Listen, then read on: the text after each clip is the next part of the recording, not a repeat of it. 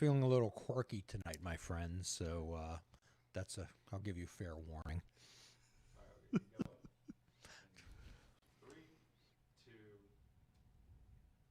Welcome aboard to Fishing Without Bait, a lifetime without definitive expectations. Whether you've got here by accident or on purpose, or perhaps just woke up and found yourself here, you're not in a dream, you're not in a nightmare. You're with Fishing Without Bait and Full Impact Mindfulness. Hello, my name's Jim Ellermeyer. I'm a behavioral health therapist, and there is no admission fees for being here. All you required is the honesty, open-mindedness, and willingness to try. If you're welcome nowhere else, you're certainly welcome here. And as always, we like to catch up with some of our guests from the past. And one of our favorite guests is Professor Buzzkill. And for those of you who are unfamiliar with him, please catch his podcast, please catch his videos, and please catch our previous episodes on The Complete Angler, which is not about fishing. So, and as always, welcome, Joe. Welcome aboard. Welcome, Professor. Thank you for having me back. Yes. Very rarely when someone with the name Professor Buzzkill gets invited back to places. So, because you get thrown out. So if we have our listening audience out there who doesn't want to go back through and catch the meaning and how Professor Buzzkill came to be, could you explain that, please? Well, it's good that you asked me today because I just got back. Today was a big teaching day for me. And it was the first time that I can remember, this semester was the first time, I think the first time ever, that all my students have been born in the 21st century. Ah. So that was a big thing. So not only do they not get my jokes or things I reference, I have to say, I used to have to say ask your parents. Now I say ask your grandparents. And I say that because it's the students who named me Professor Buzzkill about 10 years ago, because I used to always bust myths that they would bring in stories they'd pulled off the internet or quotes they'd heard. Did so and so do this? Did so and so do that? Or say this? Say that? And So I'd always say no. You may have been the original MythBuster.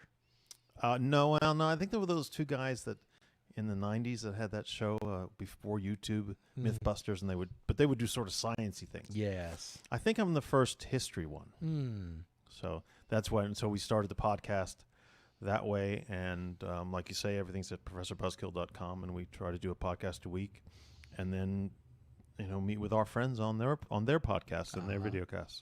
So could you share with us today what our discussion may center around?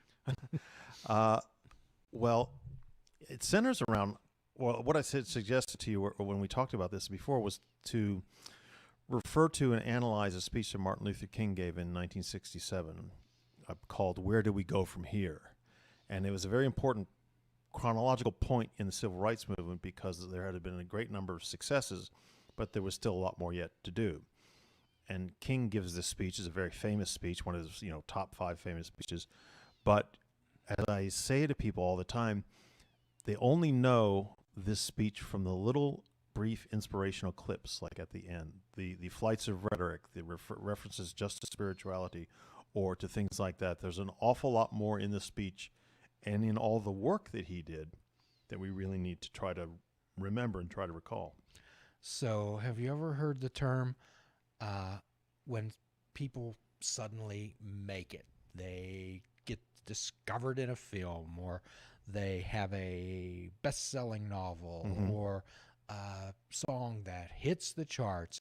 People refer to them as an overnight success. Are you familiar with the term, I'm a 20-year overnight success? Well, almost everybody is, because, of course, this speech, for instance, given in 1967, Dr. King makes his first sort of national impact in the Birmingham bus boycott in 1955, and really starts early in the 50s. So he's an almost 20-year overnight success. But people forget about that. They think that you go from the sitting in at lunch counters to the "I Have a Dream" speech the next day, and then the Civil Rights Act of 1965 is passed. Well, there's an immense amount of work that's done first of all, there are a lot of intervening years, and there's an immense amount of work being done in those intervening years to get this stuff done. So when people know of Dr. King, they mainly know of these sound bites. The sound bites. And that's one of the things that distresses us most, distresses historians most, about the way people see history. They think of these little clips, JFK saying, ask not, blah, blah, blah, blah. And we tend to forget, we tend to overlook all the stuff that goes into making either those sound bites or those policy directions or those attempts to improve something or any sort of political progress or anything like that takes years and years and years of effort. And as everybody also says, in addition to the overdose, is the 10,000 hours thing. You know, in order to be good at anything, in order to accomplish anything, you have to have put in 10,000 hours in your lifetime. That kind of reminds me of when there's a huge public works project, maybe Right. there's a groundbreaking ceremony for a building or whatever. They have the people with these golden shovels, and they're all Yeah. sitting there with a little bit of dirt in their spade, but that's the last effort that they're going to make at that building. But that's the picture that gets in the paper. Correct. Whereas the folks who did all the hard work over years planning and then actually doing it get largely forgotten. So quite often in my practice, what we do as a person, I'll have a person, what do they want to do? They want to set a goal, okay? And I'll have them build a pyramid. And the goal's on the top, let's say buying a house. And so if you and I would say, let's buy a house together. Oh, that's great. So we get in a car and we start running around looking for homes. We don't want to do the steps that it takes to make a goal happen. Right. So could you talk a little bit about, you're familiar with Dr. King's struggles. Tell us a little bit about what you know about what he went through.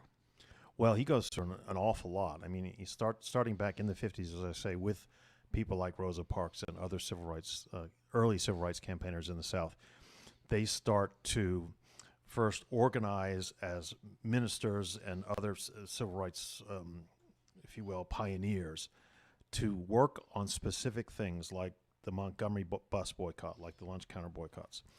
And this, over the next 10, 15 years, develops not only as an effective civil rights movement, but as an effective political movement, because it breaks out of Birmingham, it breaks out of the South, and it turns into something that gets national attention. But, like you say, he's not only a pastor all this time, he's working, I don't know how in the world he ever had time to have children, because he's working all full day as a pastor. He's working every night on any number of committees, Southern Christian Leadership Conference, et cetera, to get civil rights action, civil rights legislation passed or proposed at least. And he does this in the South, in Georgia, in Alabama, and in the other deep states, deep southern states, without any sort of glory or without any spotlight or anything on him at all. So, if you see pictures of his early campaigns in the early 50s, he's very young. We look at, because he was very young. He's 30 years old when he starts all this stuff. And it's just astounding to think that he is able to start with that intensity, but keep it going the whole time. I think that people don't realize the depth of and the meaning of discrimination and the imprisonment, the strictures that black people had in the South. Could you say some of the things that people actually had to put up with? Well, they had to put up with almost complete segregation. They had a number of legal rights, but they were legal rights on paper. So, for instance, 3 important constitutional amendments are passed after the Civil War during the Reconstruction period, outlawing slavery, banning slavery, giving African American citizenship, and also giving African American men the right to vote. And then later, African American women are also given the right to vote. But the way our government is set up, state governments, the way national government is set up, state governments can put in all these clauses or all these special cases that Dr. King refers to in the speech we're going to talk about tonight, interposition and nullification, right? The state capital in Atlanta can get in the way of civil rights legislation and say, oh yes, you have the right to vote, but you have to pay a poll tax. You have the right to vote, but you have to pass a literacy test. You have the right to vote, but you have to do all these things. And they're all aimed at very, very poor, disenfranchised people, right? And these are overwhelmingly African American. They're so brazen at the time that when they're sitting in their state legislatures writing this stuff, they actually talk about it. we don't want to have blacks voting, so let's have a poll tax because that won't technically be unconstitutional, blah, blah, blah, blah, blah, blah, blah. So they're openly saying, and there are minutes being taken by the secretaries and everything else, that we want to discriminate against black people, but we're going to have to do it in this sort of special backdoor manner. And what that means is every black person in the South, certainly, and in great many places in the North, lives, there are two societies. There's a fully black society, often the other side of the tracks, and a fully white society, and they're not integrated at all. And black people have a lot of rights on paper, but in fact, almost none of them can be used in practice. So I hope everybody's seen the pictures of 2 water fountains labeled, restrooms labeled, Right. schools labeled, Yeah. not allowed to go into libraries, not allowed to be friends with a black person. Right. Not allowed to eat at a lunch counter or what we would today call a deli. Yes. I particularly remember, Professor, the scene when the schools, in particularly Alabama, and I remember George Wallace standing in front of the course with an axe handle in his hand. And President Eisenhower had to send in the 102nd Airborne Division, the Screaming Eagles. Yeah. And that picture, or that film of these 5 little black children being surrounded by paratroopers with rifles In order for them to go to school. and the white people standing there screaming these horrible things at these children. It's almost impossible to overestimate or over-exaggerate the level of discrimination and racism at the time. There's still obviously a lot of it now, but the way it was so open and so visible and so vicious is astounding. Every time, the more I look into it, I'm getting in the sort of last few decades of my career now, and I keep thinking, someday I won't be shocked. And every single time I look into something new about this, I'm shocked at how bad it was. So Dr. King was the face of the civil rights movement back then. Well, he became the face. Yes. Let's say that. He Yes, he starts did. off as one of a dozen top people, and then ultimately becomes. But people like John Lewis were very important, who's still alive. Ralph Abernathy was very important. Rosa Parks is very important. People think of Rosa Parks as being this meek housewife who just sits down on the bus because she's tired and just is too tired to get up and refuses to move her seat. Well, all of that was planned by the civil rights workers in. All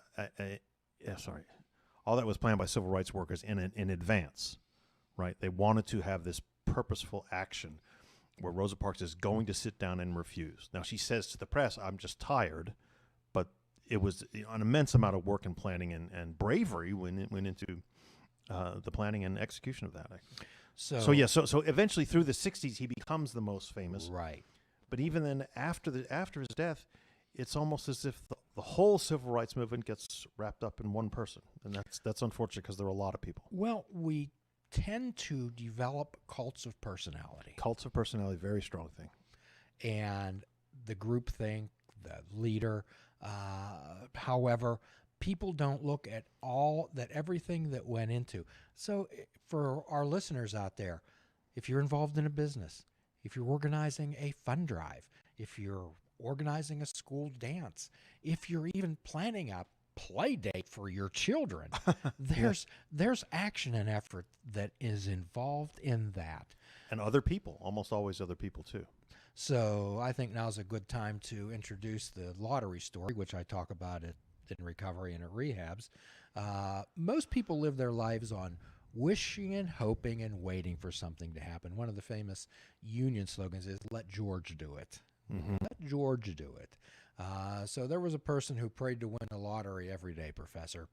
Sweat blood. Nothing ever happened. And they got so angry one day that they ran outside and they yelled up at the sky. They said, God, please let me win the lottery. Why won't you let me win the lottery? And God called back down and says, could you meet me halfway and at least buy a ticket? So this is what I impress upon people. Yeah. Buy the ticket. Right. And in order to buy the ticket towards greater progress in civil rights, you have to start by doing something like not staging, but directly doing a sit-in on the bus. or sit in at the Woolworth lunch counters. So there's a couple of things that prevent people from moving ahead, Professor. One is fear. Fear of rejection, fear of humiliation, fear of failure, and in this particular case, fear of your life. Fear of your life, exactly that. And the next thing is needing the approval of others to do it. Well, and I think why this relates so well to your work is because Martin Luther King and all of his colleagues worked together. So Ralph Abernathy's was just as important in the sort of theology and philosophy behind this movement. And there was sort of a safety in numbers. They felt not only safe with each other, but they felt, okay, I want to be seen. In fact, King says this a lot. I want to be thought well of by Dr. Abernathy. I'm sure Abernathy thought the same thing. So I'm working hard for my people, but I'm also working hard because he's watching me. And Abernathy knows I'm working hard because King is watching me. And the younger people in the movement, like Jesse Jackson, are looking up to these leaders. So there's a kind of safety in numbers aspect, and there's an inspiration in numbers aspect. So let's get into his speech. What can you tell us about this speech? Well, this is a speech that he gives to the Southern Christian Leadership Conference, which is one of two major organizations that King was involved with. Well, at least two major organizations King was involved with. And on August 16th, 1967, in Georgia, this is the 11th annual SCLC, the Southern Christian Leadership Conference Convention in Atlanta. And the SCLC is really the group, it's not only the think tank for putting forward civil rights reform ideas, it is the group that organizes and gets the stuff done. Okay, so it's really the big one. We tend to think of the NAACP as the big one. This one in the 50s and 60s was the big one. So you're talking about the actual soldiers. The actual soldiers, and there are a lot of them. I think Dr. King would say, and a good person to ask would be Jesse Jackson because he's still alive, or John Lewis because he's still alive. How many people do you think were, at least as responsible for these changes as Dr. King? And they'd probably say 100. There were probably 100 leaders that were as important as Dr. King, but of course he becomes the figurehead. The reason why this convention is so important and why this speech is so important is because in 1967, if you will, the moderate civil rights campaigners, King, Abernathy, right, are starting to lose some traction in the African American community, and more radical campaigners like Malcolm X are capturing more and more attention.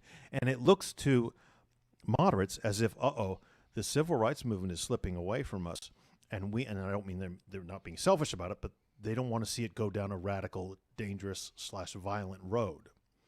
And so he entitles this speech, "Where do we go from here?" And that's why it's so pivotal, even though it's only a year before he's shot. How do we handle this new thing going on? How do we handle the fact that the radical aspect of the African American community or the radical section of the civil rights movement is starting to make the rest of us look more radical, and we're actually losing white support. People forget that Martin Luther King was very highly regarded in northern white circles for the longest time until the mid to late 60s, when the radicals on the fringes of the civil rights movement started to sort of he got tarred with that brush too. Guilt by association. Guilt by association. Yeah. Right. So people have a tendency, we all have a tendency, that we want results and we want them now. Right. Now, as far back, look at the Bible's Jesus. Mm-hmm. They were so disappointed that he wasn't a great leader and was going to kick the Romans out of Israel. Yeah, that's right. It never happens that way. But you see, as we look back, we only look back in sound bites or video bites or whatever we want to call them. And so we see things like Kennedy in 1961 says, "We pledge before this decade is out to land a man on the moon and return him to the earth."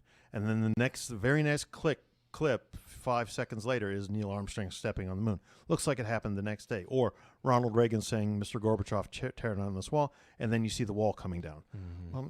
In reality, there were years in between the statement and the action, and a lot of other people did a lot of things to get those things done. Well, we're taught now that people have, as we talked earlier, quick forgetters. Oh, yeah. Okay. Yeah. And we constantly need to have something put in front of our face that is either outrageous Mm-hmm. or incredibly interesting or, unfortunately, something showing the misfortune of others. Right. I think that's so true. And, drama sells. And so when more people go on YouTube and look at the news clips, the clips of the YouTube videos about the news reports of Dr. King's assassination, then look at news clips or news documentaries about the actual bus boycott or the sit-ins at Woolworths lunch counters and things like that. The tragedy draws people in, and the tragedy only takes a millisecond because he gets shot. That's what people want to see. Well, the number on YouTube, I've looked at the numbers for these things, for MLK and for JFK and even for Bobby Kennedy. It's just distressing. Everyone wants to see the assassinations. No one wants to see the. They want to see the train wreck. The assassinations, but they want to see the train wreck. They want to see the car wreck. Mm-hmm. Yeah, and that's too bad because so much, as we talked about, so much goes into doing it, to doing what needs to be done. Well, Dr. King goes into detail in this speech about what it takes to get things done. Right. I mean, I prepared for us a document of this speech, of the full text of the speech as it's given. It's 9 pages long, single spaced, right, double sided. Okay, this is a speech takes over an hour to give, so your listeners should go online and listen to the full text of the speech rather than the full audio of the speech rather than the last 5 seconds. And as I've said before, in planning this show, he spends at least 50% of this time talking about the direct action the civil rights movement took, especially consumer boycotts. And to me, that was, when I first started looking into this a couple of years ago, that was just an astounding thing because, of course, as we keep saying, you never hear about those things happening and you never hear about them being praised in this way. Well, we talk about people, we talk about our memories. Memories are formed by strong emotional arousal, Mm-hmm. okay? And generally when you're reading through this wonderful speech, it's all really good stuff, but there's nothing in there that would elicit strong emotions. We can all agree on it. No, well, unless you're there. Mm-hmm. Because one thing that in the text that I have, the people who transcribed it have put in the audience interjections. So I know that there's a great line early on this speech, one that I know that you like, and that where King says, "In short, over the last 10 years," this is early on in the speech, first page. "In short, over the last 10 years, the Negro decided to straighten his back up," and the audience interjects, "Yes, realizing that a man cannot ride your back unless it's bent." Yes, that's right, people are shouting. So, and this is in the before he, well, sort of in the beginning of the stage where he starts to talk about specific boycotts and specific shoe leather work, what we used to call shoe leather work, being out there on the streets actually doing stuff. beating the streets. The whole idea that it's perfectly good for us to talk about inspirational things, and those things are very, very important. But as you can see, the sort of mathematics I did on about how many academics call this content analysis. How many words are you being spoken on a specific subject in a speech? I've got 50% of his time in this speech is talking about the detail work, talking about boycotting ice cream, boycotting Coca-Cola, boycotting this, boycotting A&P. Well, half of these things, well, Coca-Cola still exists, but A&P doesn't exist anymore, neither does Seal Test ice cream. You have to actually have people who will not go into the stores, not just Dr. King or any of the 100 leaders Right. doing that. And they did it. And this is the type of thing that's completely forgotten. A lot of people know about the bus boycott. A lot of people know about the Woolworth lunch counter boycotts because a lot of those are filmed and the confrontations are filmed.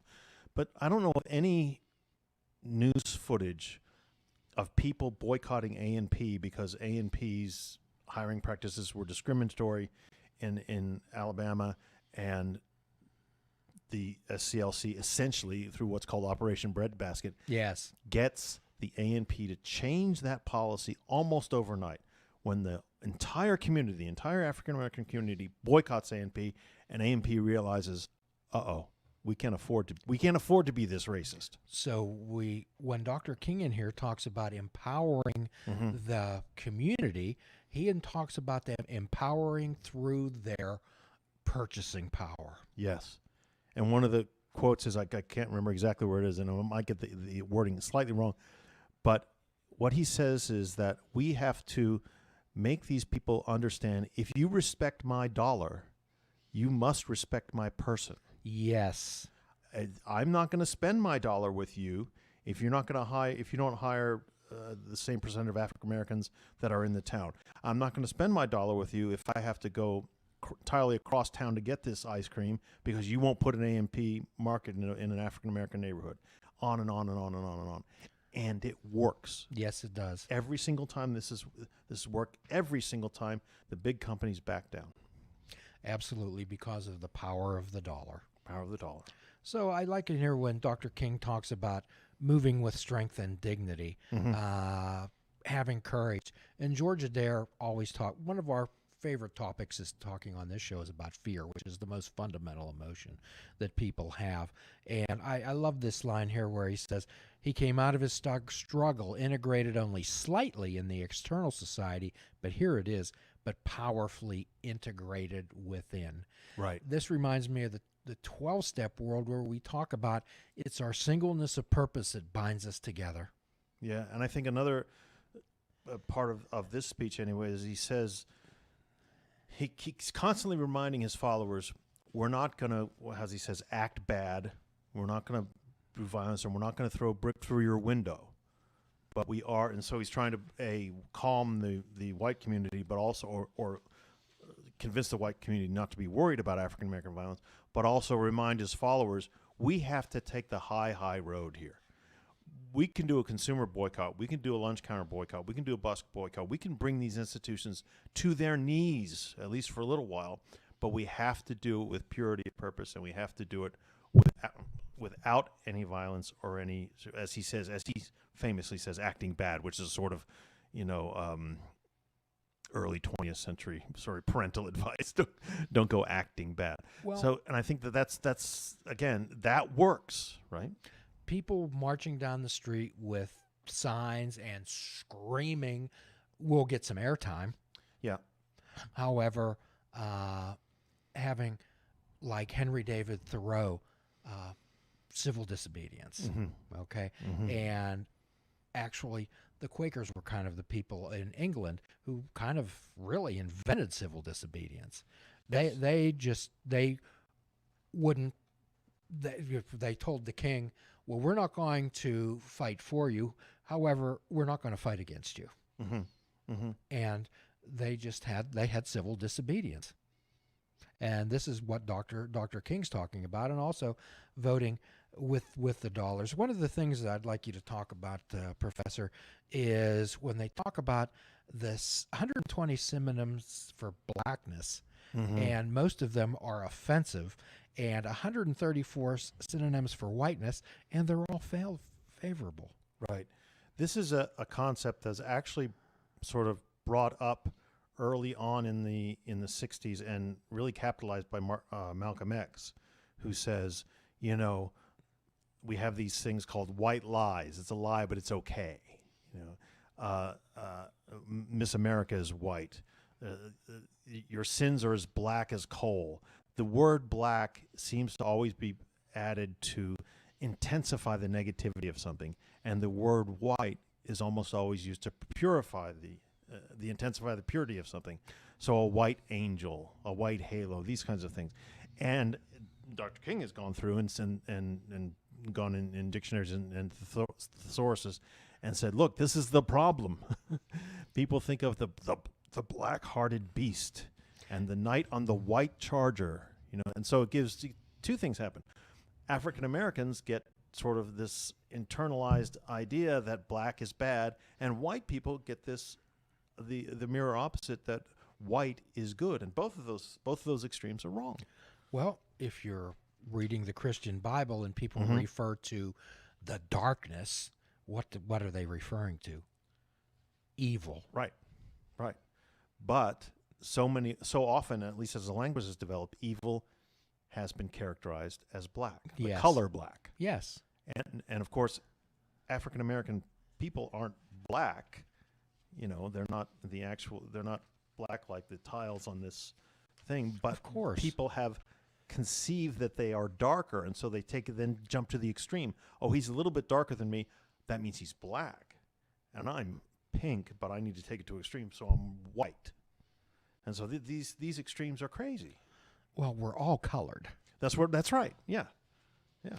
So Black is the absence of color, white is the absence of color. Dr. King talks about people developing their own Emancipation Proclamation. Uh-huh. I was in Boston a few years ago and was visiting some places, so I came up with a podcast on people writing their own Declaration of Independence from whatever they feel is constraining them in their life, whether that's chewing your fingernails or whatever. But people always say, well, pull yourself up by your bootstraps. You can. America's a land of opportunity. They weren't given the opportunity. No, absolutely not. And he says that over and over again in this speech and other speeches. And the sociological research and evidence on this is overwhelming. Every possible bootstrap is denied to them. So you literally can't do it. Dr. King says in here that the plantation and the ghetto were created by those who had power, Right. both to confine those who had no power and to perpetuate their powerlessness. Right. But then he also goes on to say that and in this speech and in the speech he gave the night before he was assassinated, famously called the I've Been to the Mountaintop speech, another just fabulous speech. And again, another speech where the first half of it is largely ignored by history documentaries. He talks about African Americans as a nation, if you will, as a group, have the purchasing power greater than all but 9 countries in the world. So this is in the 60s. So if you took the economic power of all the countries in the world, or all the groups of people in the world, the first 10 would be the U.S., Canada, Britain, Germany, and whatever, Soviet Union. Well, African American purchasing power is number 10 in the world, and there are 250 countries or whatever. So he's saying we have all this power, we just don't realize it. And if we withhold the 10th largest just the 10th largest amount of dollars from American retailers, they are going to listen to us. This is our Declaration of Independence. We not only need to fight against legal restriction, legal segregation, but economic segregation. So what we want to do is figure out, evaluate and inventory our strengths, talents, and abilities. And I think a lot of us don't know we don't realize how I would have thought if I'd have been an African. I didn't know this at all until he said it, and I fact checked it. It was true. I didn't know that was possible. And I think today of the environmental movement, if the environmental movement got together, the purchasing power of all the environmentalists in the world would be number 5 or 6 in the world. And so in our personal lives, we don't think, hey, wait a minute, I have the power to make a decision to do something that not only affects me but affects my immediate environment. So when I'm with the patients, the people that I deal with, Professor, I often say to them, I'm not interested in what you can't do.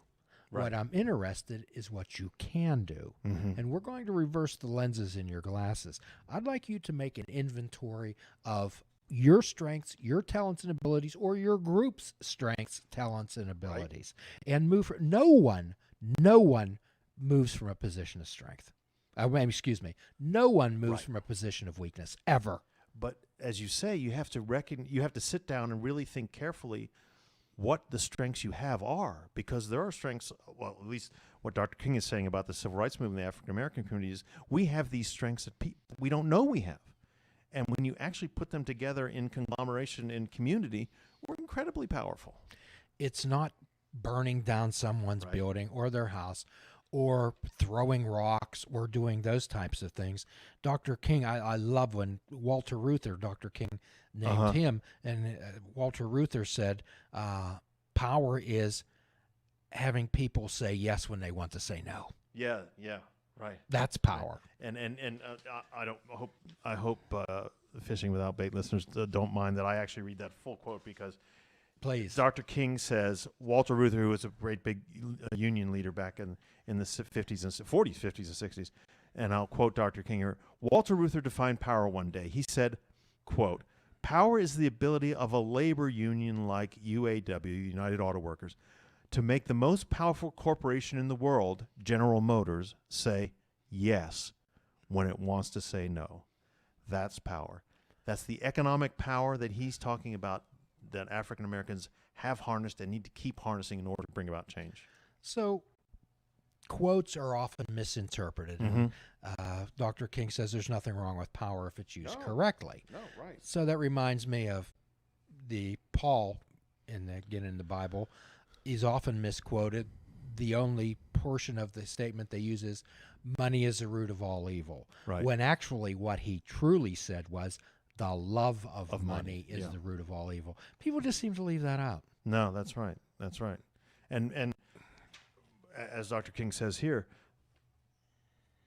what is needed is a realization that power without love is reckless and abusive, and that love without power is sentimental and anemic. So when people say love conquers all, love with power may conquer all. Mm-hmm. That's what Dr. King says.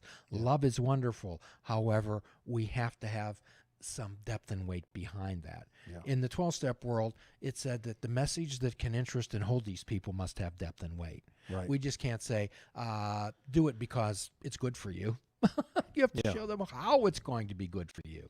That's what interests me so much. You know, I see so many of these books, for instance, on historical figures like Dr. King, like Winston Churchill, and there's a lot of them are, you know, how you can lead your organization like Churchill. Churchill's leadership strategies for marketing in the 21st century.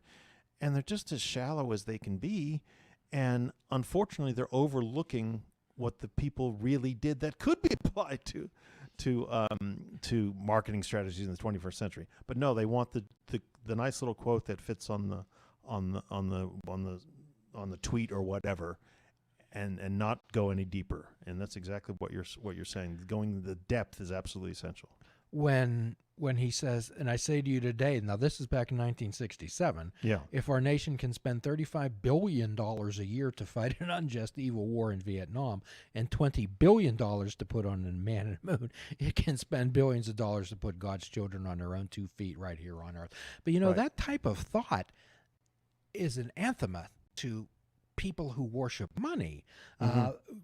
The Catholic Pope, Pope Francis, one of the first things he did was stood in front of the Curia, the religious body who makes things happen there. He said to them, one of the first things he said to them, "You have lost your way." Right. Right. Well, and I think, I just give a personal opinion, our country's lost its way, because not only was the national spending out of balance back then, it's still out of balance. 55% of national income goes to the military. 55%. And most people who complain about the government complain that it all goes to welfare mothers and stuff, and then it's literally untrue. So, you know, our priorities are backwards, and all kinds of people, moderates like Eisenhower, kept telling us about this. This is a problem. It's going to get worse and going to get worse, and it never gets addressed. Well, people always say, you know, invest in the military, invest in the military. I think it would blow people's minds if they understood that the United States spends more money on defense than the Soviet Union, Russia, Yeah. and China, Mm-hmm. and the next 7 countries behind it. Mm-hmm. Oh, Russia outspends us. No, they don't. No. We dwarf them. Yeah, it is an enormous amount of money, and the percentage is really, really very, very troubling. If you look at the military percentage, 55% versus the educational percentage, which is like 16%, it's really, you know, what does that say about our values? Well, sometimes I irritate people, and I'm not running the friendship club. So I tell people that it's not being a mama, it's not being a daddy, it's not being a brother or a sister or a friend or an employee that define who you are. It's your values and your choices that define who you are. Yeah. Your values and your choices. Right. And I think we see what's a lot of whoever has the power, values and choices are today. Yeah, I think that's absolutely true. And even though we've had some great people in our past try to point those things out to us. Again, we don't pay enough attention, and then we idolize them for a much, much smaller slice of what they actually did, even though that's a very admirable thing too, right? The inspirational speeches and the motivation, all that's very, very, very important. But we've forgotten this message of get to work. So, have you ever heard somebody really ought to do something about that? Well, I was thinking, How often is that said? yeah, well, exactly, and somebody, what they really mean is somebody else ought to do something. Absolutely. Gee, why isn't somebody doing something about that? Yeah, well, unfortunately I'm not I don't have any of those answers, except that I think that this speech specifically is an excellent model. Well, Mahatma Gandhi said, "Be the change that you want to do in the world." People say, "Well, what can I do?" Mm-hmm. I don't do anything. People just seem to walk past. One of Pink Floyd's best songs, I think it was absolutely inspired, was For the Turning Away. And I can't remember. yeah, That was high school for me. well, he talks about they talk about For the Turning Away, about how people shun or turn away from people who need help. Right. Well, and as you've mentioned stories in the Bible before, what makes the Good Samaritan is he looks down at the injured traveler, and unlike the other two people that passed by, doesn't think, what's going to happen if I step down to help this person? What's going to happen to me? The Good Samaritan thinks, if I don't step down to help this person, what's going to happen to him? Well, as you Get off like, the as horse. you like to provide the details behind the story and history, a little bit, and we did actually a podcast on this. Samaria was northern Israel, okay, and what the Iranian, the Persian Empire, other empires, one of their favorite tactics was when they conquered a part of a country, they would remove the elites, okay, and take them to their own country, and they would replace them, integrate them with their own people, and they would intermarry with the people, with the Jewish people there, and that was an anathema for the Orthodox Jews, Right. okay, that these people would intermarry with infidels or Gentiles, okay, so they named them Samaritans. So Samaritans were despised in Israel and in Jerusalem, which was Jesus's point in that, saying, Because this is the Good Samaritan. yeah, here's this despised individual, and all these so-called righteous people walk past them. A Pharisee, the people, Levites, would walk past this man who was one of their own, Right. and when a despised person took pity on that person. And Jesus, at the end of that story, says, "Who's this person's brother?" Right. Exactly. Well, you know more about the ancient history and the biblical history than I do. I get to, one of my favorite things in history to do is to employ our famous get out clause, which is to say, that's not my period. I do 19th century history, and so I can say I'm not an expert in that. But that's certainly the story. That's certainly the Bible story. Right? However, most people, and I love this line that Dr. King says, "This is no time for romantic illusions and empty philosophical debates about freedom. This is a time for action." Yeah. And I tell people, I say, you know what, all you're doing is preaching to the choir. You're sitting in a room full of individuals who agree with what you say, and you're all justifiably outraged. Yeah. But then you go home and don't do anything That's about correct. What I suggest to people is advocate for the people who have some power and support the causes that you support. Support those people. And I challenge people to do that. Yeah. But everybody, how many people, "Oh, I don't want to get involved." One of the famous lines, "Oh, I don't have a dog in that fight." Yeah. And when Dr. King and other people are saying, neither did the Good Samaritan, but he did it anyway. Not at all. Because in the 12-step world, one of the main philosophies is do the next right thing. Right. Do the next right thing. It's just amazing. And not be satisfied if the conditions around you aren't right. In fact, Dr. King again sort of starts concluding his speech by saying, let's go out. I want to conclude today by saying today that we have a task, and let us go out with a divine dissatisfaction. We don't like the way these things are, and we're going to do something about it. We have a task to do rather than just talk about it. Well, when something offends people's sensibilities, they just want to remove it. Right. Well, the homeless people, let's put them in jail. These people, let's just get them out of our sight. Let's just put them in jail. Or years ago when the solution for capital punishment, well, just kill them. Capital punishment Right. for everything. Right. And Dr. King says, for through violence you may murder a murderer, but you can't murder murder. Right. Right. It doesn't bring about what you think it's going to bring about, unless your true purpose is just vengeance, and then that's a whole other problem. Darkness cannot put out darkness. Only light can do that. That's right. Years ago, New York State had capital punishment for drug dealers. Yeah. And what they found out, that the drug dealers knew they were going to be executed, so they'd shoot it out with the police. Kill policemen, Yeah. kill innocent people. Yeah. So they rescinded that. Eventually, calmer heads prevailed. And I think that's what, and like almost all of his other speeches, he ends with the sort of tying it together with the gospel. And so he says, look, we have these tasks, we have these things we must do, but it's going to be difficult. He quotes one of his favorite inspirational people, James Weldon Johnson, who says, who's a poet, says, "Stony the road we trod, bitter the chastening rod, felt in the days when hope unborn had died. Yet with a steady beat have not our weary feet come to the place for which our fathers sighed." In other words, all this stuff was hard for them. It's going to be hard for us, but we just have to keep pushing, and we have to keep working. I appreciate toward the end of Dr. King's speech where he gets people motivated. Yeah. When the part where he keeps saying, "Let us be dissatisfied, let us be dissatisfied," and it's amazing, and it's no wonder that people would be up on their feet. No, there's no wonder at all. Even just listening to the YouTube clip, I get all excited. And I was only 5 when Dr. King was killed, so this is not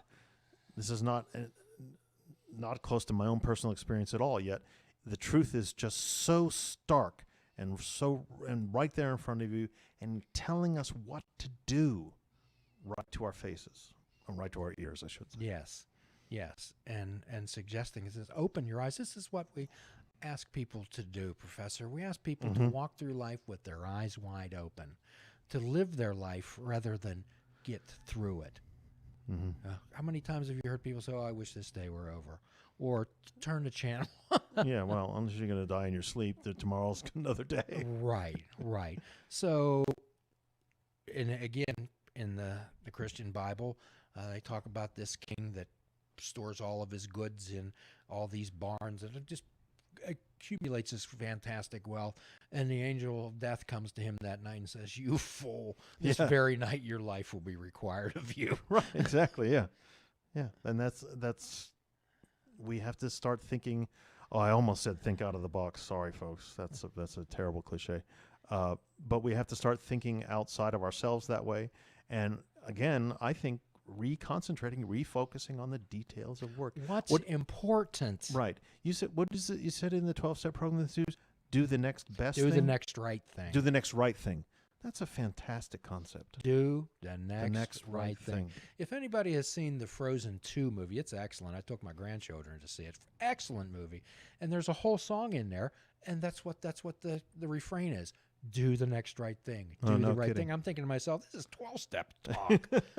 Somebody owes somebody some royalties. Well, it's definitely 12-step talk. But what we try to do, Professor, is try to help people figure out what's important. There are so many things in life that are not. And I think if we don't examine the details of what's going on, then we won't learn what's important. And I think that's what Dr. King is telling us in When the people speech. figure out what's important, and I'll tell this story a little bit. It's in my origin story, but I had a great uncle years ago. He and his brothers, one of them was my great-great-grandfather. They owned a department store. They had some means, and the Depression came. and people naturally would buy things on credit. And these people were bringing back the couches, bringing back things and saying, Mr. Armeyer, we treated this well. We didn't take any, but we can't pay for it and we're returning it. It broke his heart. Yeah. And one day he put an ad in the paper and it said, I, Harry Ellermeyer, as of this day, forgive all debts, both business and personal. And it ruined him. It ruined the man financially. He lived with my great-grandfather the rest of his life. And they often asked him, they said, Harry, why did you do that? Yeah. Because the banks weren't as gracious. Oh, no. Okay, No, weren't no, as no. forgiving. And he always said it was the right thing to do. It was the right thing to do, and it probably gave him immense internal peace. So when my family, we always have a tradition on Memorial Day. We go up and take care of the graves. They're all together. And I tell this story. I said, he may not be the richest man in this cemetery, but he may be the best man in this cemetery. Yeah, that's right. And by his deeds shall you know him. And Yes. that's how you know him, is because That's of correct. what he did. Yeah. That's correct. So what does all these things avail you? But of course, we have to be realistic. You have to have something to put gas in your car. Well, that's true. Yeah. This isn't, flights of fancy and wandering around the world with just in a toga and Yeah. but King is saying, don't boycott the absolute necessities of life. You have to get your potatoes, you have to get your meat, you have to get this to live. But you don't have to buy seal-test ice cream. that's correct. You don't have to drink Coca-Cola. Those are luxuries. And if you can assert economic pressure on a company to behave better by withdrawing your funds, withdrawing your dollar, then you can bring change about. Yes.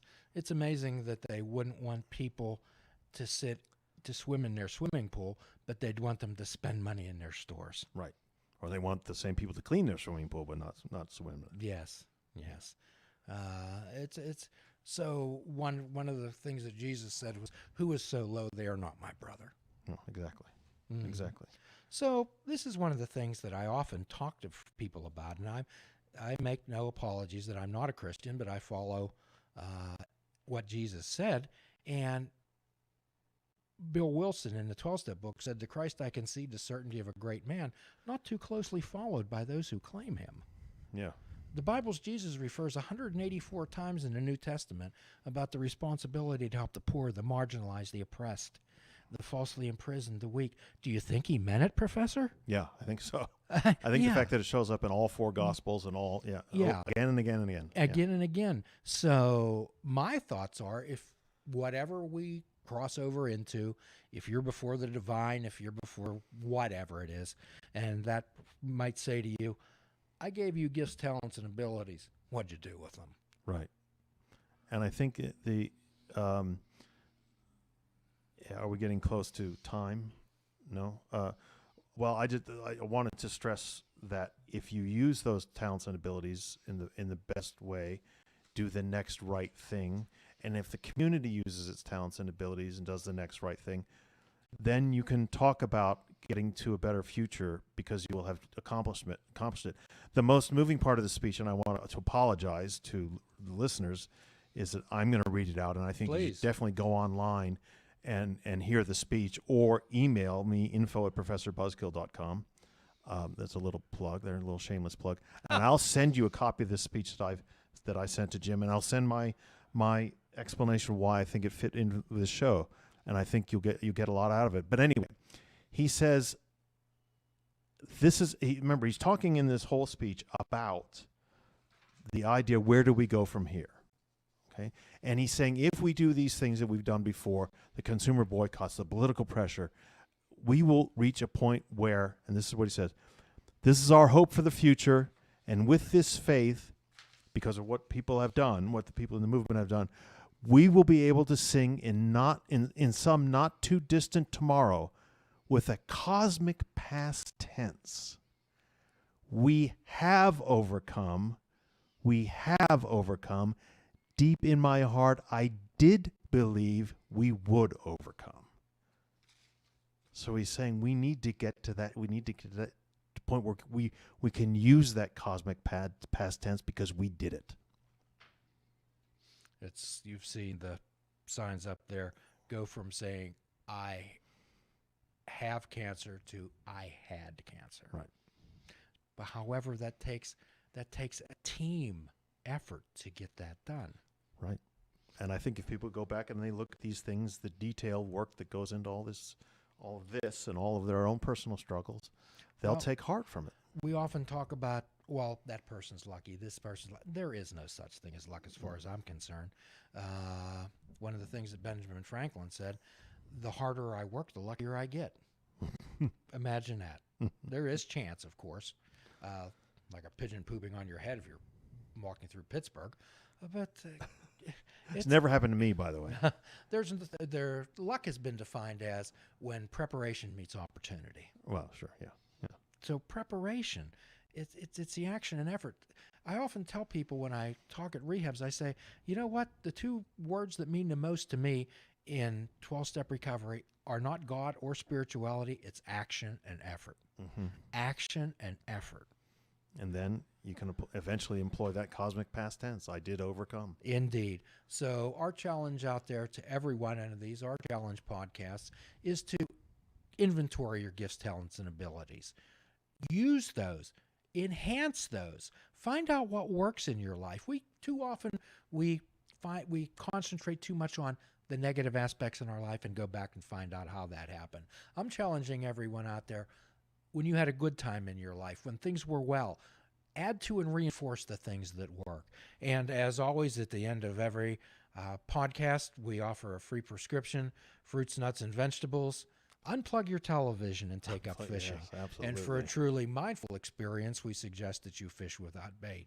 Do a kindness for another. Do a kindness for Do a kindness for another. Do a kindness for yourself. Forgive yourself and forgive another. Till all are free, none are free. Until next time, Professor, thank you so much for being with us. Namaste. Thank you for having me.